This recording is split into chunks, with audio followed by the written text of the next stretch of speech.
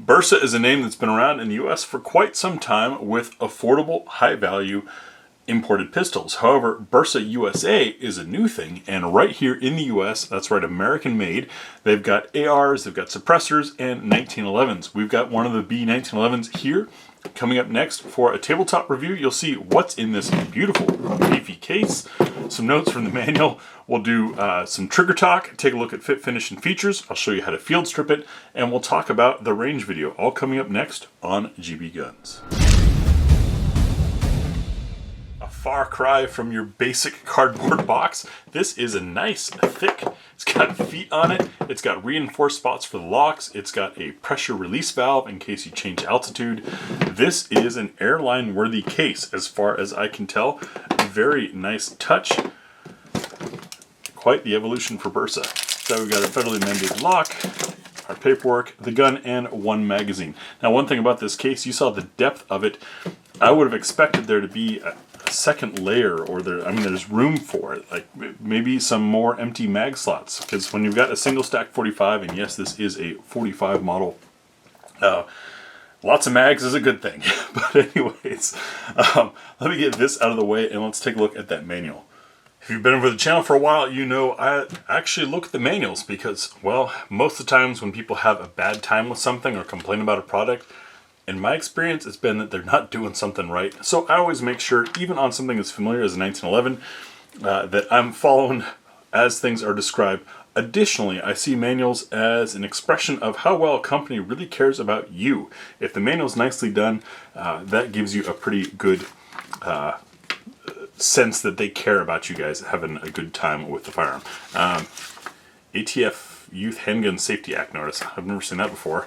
Walk the Talk America. This is a pretty cool organization looking to bridge the gap between the firearms industry and the mental health industry to try to educate some of the folks in a non-hostile way. This is a great organization at getting some of those anti-gunners or people who want to panic and just blame guns for things to have a more sensible approach to things, because it's not, well, I'll let you guys look into that on your own.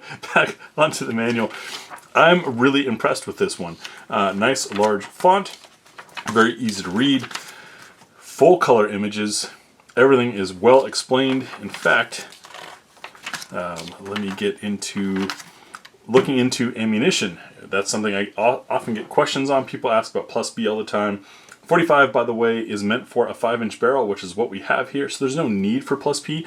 However, it mentions in here, B1911 pistols are compatible with all factory ammunition to the correct caliber loaded to U.S. industry standards, including high velocity and hollow point loads loaded in brass, aluminum, and steel cartridge cases. No ammunition manufactured in accordance with NATO, U.S., SAMI, or CIP standards is known to not function in these guns. That's a pretty bold statement, but also not something that's copied and pasted from other manuals.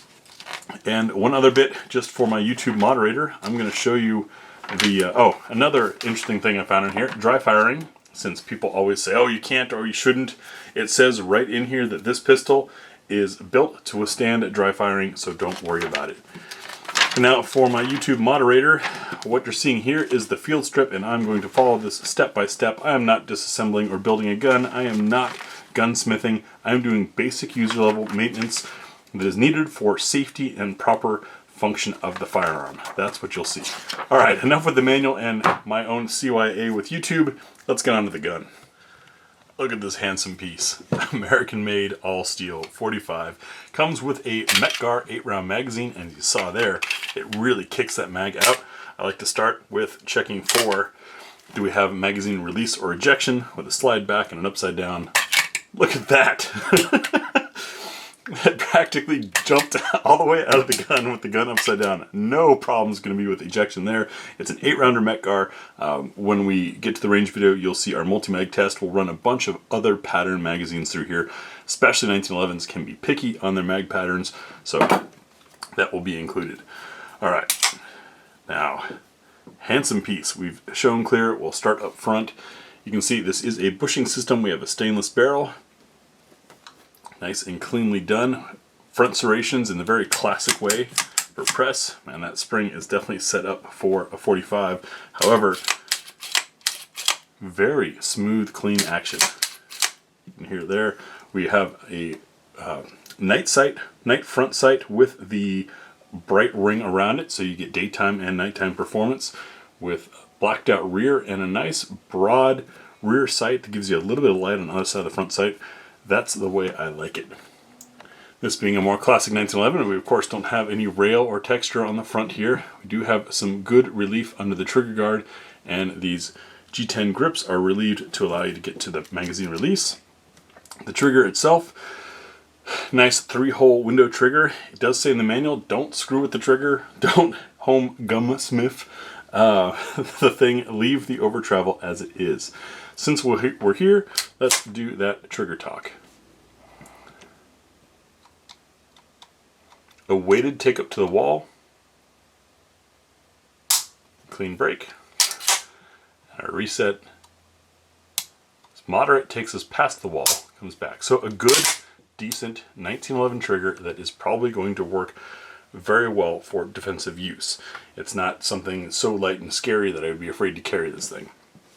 We have some nice checkering on the front strap. I love this. Some guns don't put anything here, and that for me, since I'm trying to grip a gun that is trying to reciprocate and move this way and trying to torque, where I need traction is the back strap and the front strap. The sides, the grips, so to speak, to me are not that important. Looking underneath, we have a little bit of beveling for the magwell, as much as one can expect with a single stack. If you ever want to get good at reloads, run a defensive class with a single stack pistol. You will learn how to aim your magazine while reloading. Safeties are ambidextrous and good and wide. It's a soft click up onto safe and a definitive click off. No over travel there. No torsion or wiggling on the side. Nicely fit. We have the extended beaver tail grip safety, checkering on the mainspring housing, and our fit of slide to frame, wow, is tight. And let me see if I can get the camera to focus so you guys can see that is nicely fitted. Very good looking gun there. Coming around the right side, you can see our ambi safety, and of course, it being a 1911, internal extractor and not a reversible mag release. Everything is as you would expect. This is basically a modern, if you will, 1911. Doesn't have a rail on it, but not everybody likes to point their gun at things they're trying to illuminate. Anyways, next we'll field strip the B1911 and take a look inside the gun. Now there's of course more than one way to field strip a 1911. People love to argue about it on the internet. I'm just going to follow the directions that were in the manual. We're going to check clear, and then you've got a bushing up here. You've got to push down on the spring plunger and rotate the barrel bushing. Once that's done, you can remove the recoil assembly. Come on. Seems to be caught. We'll find out what's going on there in a moment. Let's move the slide back until that little window right there is above your slide lock release, and then you push on the pin from the other side. Nice and extended one on this Bersa to make it easy. Whoops, went a little too far. Pull that piece out, and now we can remove our slide off the front. And let's see why that caught up. Normally the recoil assembly comes off of the guide rod. This is a shorter guide rod, which makes things easy, but this one's married on there pretty good. That's fine, no big deal. Now we can rotate our barrel bushing the other direction until it unlocks right there. Make sure the link is forward on the barrel, and then unlock the barrel, and you can pull the barrel out the front, and now we've got everything done. This is a little bit messy. There's a little bit of grease and stuff on here still. I'm going to clean that off real quick, and then we can take a look at the gun closer up. There we go. There's just a bit of assembly grease still on the gun that I wiped off using some Otis 085 wipes. They're kind of like rim wipes, but not from Bankrupt Company. Anyways, you can see our very simple and clean setup here. Nice all steel. And you can see this is a 70 series, meaning it does not have the drop safety. There is a warning about that in the manual. However, you do have still a physical safety and a grip safety. Just don't drop the gun. Nice and clean construction. And then Taking a look at our barrel, you can see we've got nice chamfering around the opening of the chamber there. Very nicely polished stainless. Let me grab a round of 45 and we'll take a look at chamber fitment. Now for chamber fitment, what we're looking to do is drop a round in. In this case, it's just some standard Federal 230 grain. Listen for a plunk, like that, and then see if it can rotate freely. And it cannot, which can either be a poor chamber or there's some dirt in there. So I'm going to clean out that chamber. I did not wipe inside there. Alright, took me a minute to find my 45 pour snake. That's much better. And it can rotate freely, and we see that looking around the shoulder of the case there, that everything is supported, completely supported, which backs Bersa's claim that if it's made to spec, it will run in the gun, including high velocity. And notice they didn't say plus P. I think that's because there's no official plus P for 45, as I recall. Something to keep in mind is 45 ACP was created as a modernization of 45 Colt. 235 grain bullet out of a 5-inch barrel going 850 feet per second. So the plus P concept wasn't really a thing back then. Reassembly is the inversion of disassembly. As I do that, I'll describe what you'll see in the shooting impressions range video. That will be starting off with absolute cold shots, first shots through the gun. We don't do highlight reels on here. We don't do, yeah, we keep it real. That's how you guys shoot. That's what you expect. That's what we show. Then full magazine plus 1 to see how this Mekar mag runs, and this gun runs with 9 rounds in the gun. Shouldn't be a problem for this construction. Then our multi-mag test, which for 1911s can be really interesting. I have a variety of magazines for 1911s, and there are some guns that love one mag, and yet that mag won't run in another gun.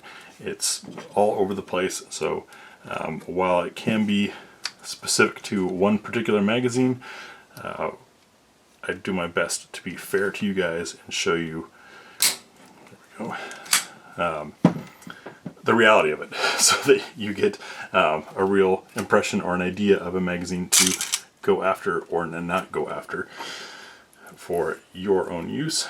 We'll do the what's for dinner test, which will be interesting. 45 hollow points can be tough. Bersa says this will eat them, so we'll be finding that out in the what's for dinner test. Then sights and trigger control over on the spinner, which is also a great demonstration of muzzle energy, as you'll see. Everything's together there in that video. Then some practical accuracy, 5 shots from 7 yards, as well as concluding thoughts. Moose Tia should be available to shoot this, so you get 2 shooters' opinions, 2 different hands, 2 different backgrounds, etc. As always, for specs, pricing, the full info, deep dive stuff, check the pinned comment over at GBGunsDepot.com is where I post stuff like that. Thanks for joining us, and we'll see you on the range. One last tidbit on fit and finish on this that I failed to mention in the main part, but just struck me. A lesson I learned after I once reviewed a Colt. I had one Colt sent by Colt, wasn't interested in them again despite the history, and this was back when Colt was still Colt, not when they were CZ. But on that Colt, these edges along here were sharp, like you could cut your fingers. And so I've come to check that on 1911s, because while it seems like a minor thing, if you ever run a gun in a course, you'll find your hands get all over the place in a hurry and with force. So along here on this gun, you can feel an edge, but it's obviously not cutting me. Maybe a little sharp up top here. That's a spot to be aware of. But other than that, nicely done. No razor edges like that Colt competition had all those years ago. That was in the dying years of Colt, so who knows, maybe their quality assurance was slipping. Bersa, starting off new, seems to be doing it right. Thanks again.